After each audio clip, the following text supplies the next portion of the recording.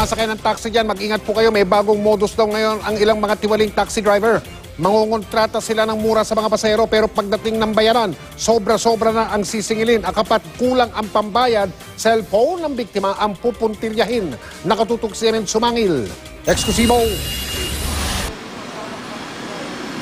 Dalawang pasahero ang nagreklamo sa LTFRB laban sa umunoy bagong modus sa taxi na naganap nitong 5 ng Enero.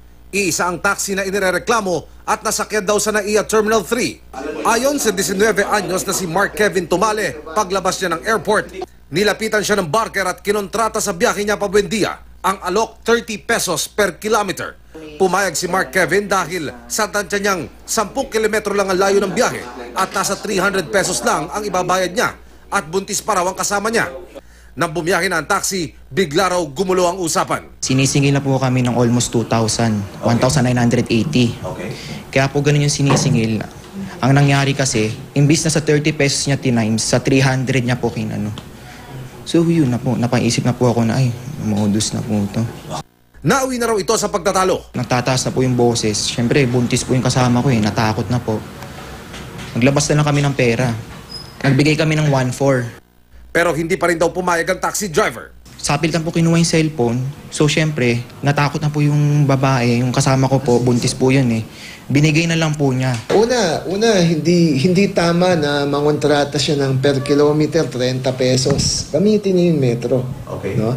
Pangalawa, hindi dapat na mag-overcharge siya. Airport hanggang Buendia, 1,800. Yeah?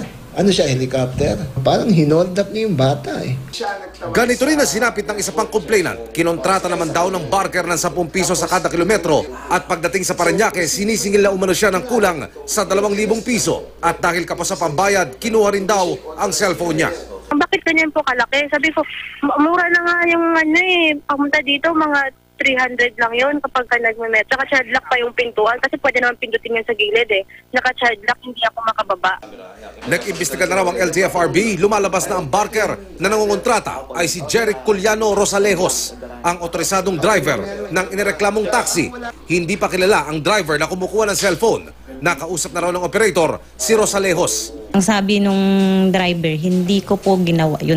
Pero ngayong maghihiring na, hindi na raw mahagilap si Rosalejos. Ang operator naman, pwede rin daw makasuhan dahil sa kapabayaan. May ako yung parang lesson na kailangan yung mga driver bago tanggapin, busisiin yung mga nila, mga requirement at saka background.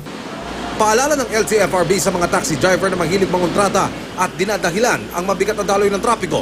Bawal ito at sa halip gamitin ang metro. Emil Sumangil, Nakatutok, 24 Oras.